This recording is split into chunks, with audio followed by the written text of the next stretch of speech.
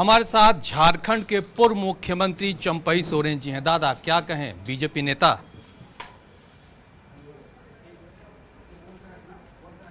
आज हमारा 18 तारीख पोस्ट करने के बाद आज दल में हम शामिल होने जा रहे हैं, भारतीय जनता पार्टी। और जिस पार्टी ने हमने बनाया उस पार्टी से हम अकेला निकला है। उस पार्टी में भी हमारा जैसा सीनियर जो किसी तरह का राजनीतिक घटनाक्रम या किसी तरह का पीड़ा होने से वहाँ जागा नहीं है। और जो हमसे सीनियर है गुरुजी, वो अभी श्वास बड़ा कमज़ोर हो गया, बात करने की स्थिति नहीं है। इसीलिए हम सोच लिया कि हम संन्यास लेंगे या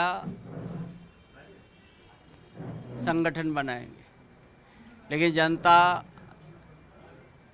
जब ये निर्णय के साथ जनता कहा कि आपका अभी समय है, राजनीतिक में रहिए, तो जनता के हर समर्थकों के विचार को हम माना और आज से हम राजनीति में सक्रिय रूप से हम रहेंगे।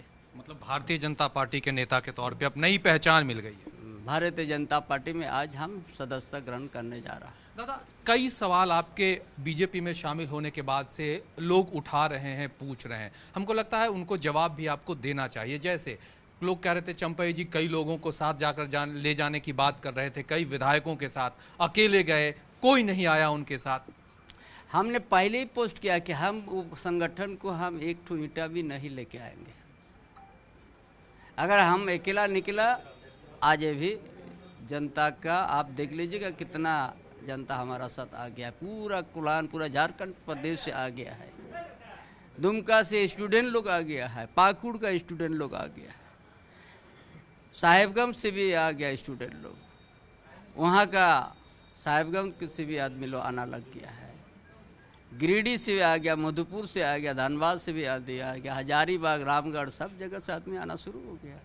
आपके क्षेत्र के कार्यकर्ताओं ने पूछा, दादा आपने जो डिसीजन लिया है, पहले 40 साल की राजनीति रही, आप आंदोलन की उपज हैं, संघर्ष की उपज हैं, बीजेपी में जाने का निर्णय क्यों? कार्यकर्ताओं ने, चूंकि आपकी बड़ी संख्या में जो समर्थक हैं वो आपके साथ सब जगह मौजूद रहे हैं। देखिए, वो सारा कार्यकर्ता भी, जो भी कार्यकर्ता हमारा संघर्ष देखा है वो हमारा साथ आ गया है। और हम देखा जिस मुद्दा झारखंड में उठा है, बांग्लादेश या घुसपैठिया, हम देखा दूसरा राजनीतिक दल से इस बात को उठा नहीं सकते हैं। ये भारतीय जनता पार्टी उस जगह से इस बात को हम उठा सकता है और आदिवासी अस्तित्व को हम बचा पाएंगे। इसीलिए हम देश का प्रधानमंत्री माननीय नरेंद्र मोदी एवं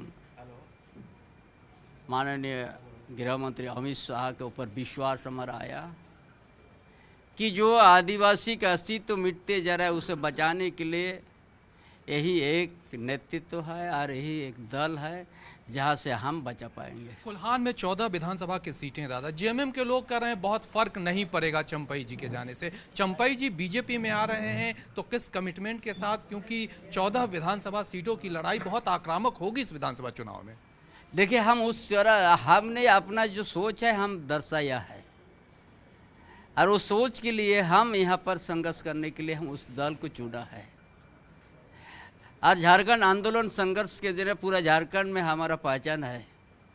कोल्हान में ज़रूर हम पैदा हुआ है, लेकिन झारखंड लड़ाई में पूरा झारखंड प्रदेश में हमारा हर जगह आंदोलन में सहयोग रहा है।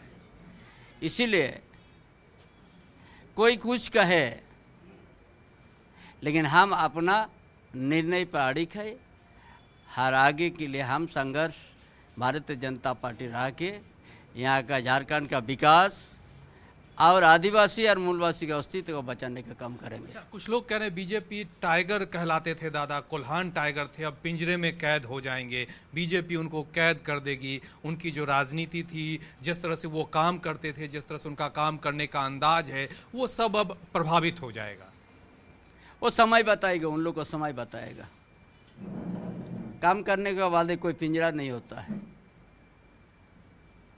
काम करने वाला लोग के लिए चुनौती नहीं होता है, इसीलिए काम करके उनको हम बता देंगे। आपके विरोधी तो अब कई तरह की बात करने लगे। कुछ लोग कह रहे हैं दादा ने गलत डिसीजन ले लिया, गुरुजी को आदर्श मानते हैं दादा, लेकिन पुत्र मोह, ये भी अब चर्चा होने, पुत्र मोह में दादा ने अपनी 40 साल के करियर को अचानक से डाइवर्ट कर दिया। झारखंड मुक्ति मोर्चा में रहने वाले दादा, झारखंड की उपज रहने वाले चंपई सोरेन पुत्र मोह में बीजेपी में चले गए। सच में ये आरोप जो है? देखिए, हम झारखंड का संघर्ष करते थे ना, जो हमारा लड़का बड़ा होता तो वो हम उस समय जंगल में सोते थे।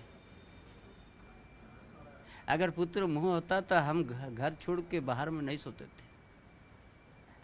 हमारा लड़का, उनका माँ को पता है कि हाँ वो बच्चा को कैसे आगे बढ़ाया है, इसीलिए वो सब जो कहता है कभी वो संघर्ष नहीं किया है। हम संघर्ष के कितना दिन बाहर में रहते थे, हमारा परिवार को पता है, उनको क्या पता है। अच्छा, गुरुजी से कभी तक बातचीत हुई थी, अपनी व्यथा आपने कभी बताने की कोशिश की? उसका स्वास्थ्य कमजोर हो गया, बात नहीं कर पा रहा है। बताएंगे तो किसके पास बताएंगे?